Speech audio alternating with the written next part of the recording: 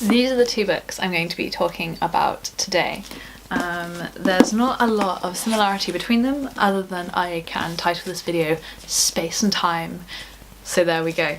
I'm going to start with this book, which is Interstellar, the complete screenplay. It was a present to me from my partner. We both went to see the film when it came out, or very soon after it came out. And we both actually really liked it. I am terrible with films. I tend to resist going to see them in the cinema just from previous anxieties. I'm getting much better, and in fact I do enjoy going to the cinema now, if only for all the pick-a-mix sweets. Working kind of a bit in the film industry, I find reading screenplays really interesting and then comparing them to what you actually see on screen. And I think that a lot of the time, having worked on films from them being just in the script stage to seeing them come out the other side, a lot can change. So it's really interesting also to see the way that it's written and to see the actors' interpretations of those lines and actions and attitudes and everything. What is doubly interesting for me is that they have the storyboards in the back, so you get these great illustrations of what idea the director had for the shot, and you can compare that with what came out in the film. And I think it's always really interesting to be able to read a screenplay alongside watching a film, often afterwards, because you don't really want to spoil the film. I think it's interesting to see how people react to the script as opposed to reacting to the film. And I think something similar happened with Harry Potter and the Cursed Child, where people read the play but didn't necessarily get to go and see the play. And I think there's a real difference between how you read something and how you consume it through the way that it's produced and the way that it is put together. I think they're two very different experiences. If you're expecting one thing in a play or a film, you can often get a completely different thing when you read the screenplay or the play. So I think it's really interesting to compare what people have been saying about Harry Potter and the Cursed Child to my reaction to reading the screenplay, although I did see the film first, so it's always going to be slightly different. And I have a previous understanding of how scripts can get converted into films, and that's an understanding that not everyone has. And another interesting thing is that there is an interview between Jonathan and Christopher Nolan and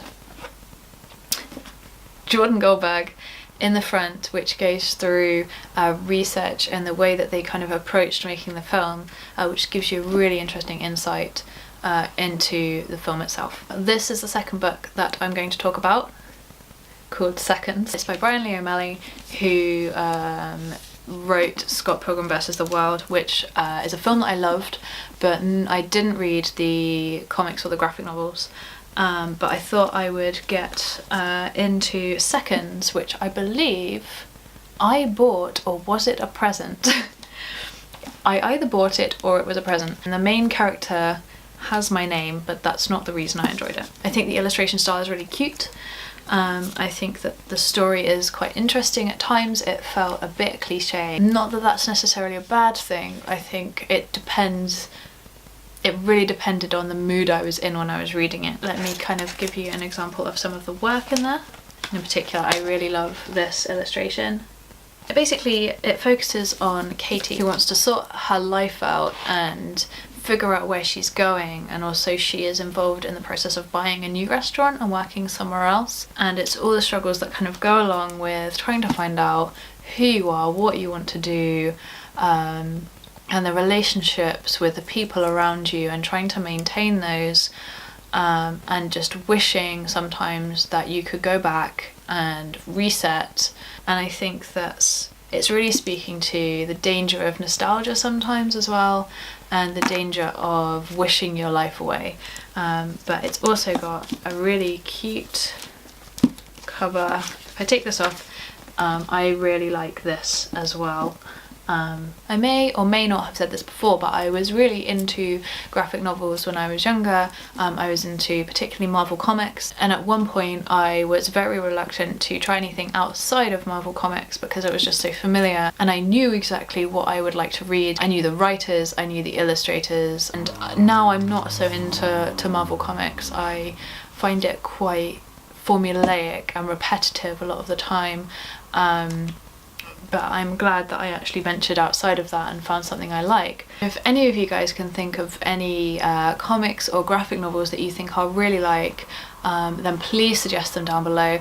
I have a list already of ones that I would like to look at. It's just finding the time and the money to purchase them and then to fully immerse myself in them. But yeah, I would love to hear your recommendations, and until future videos, bye!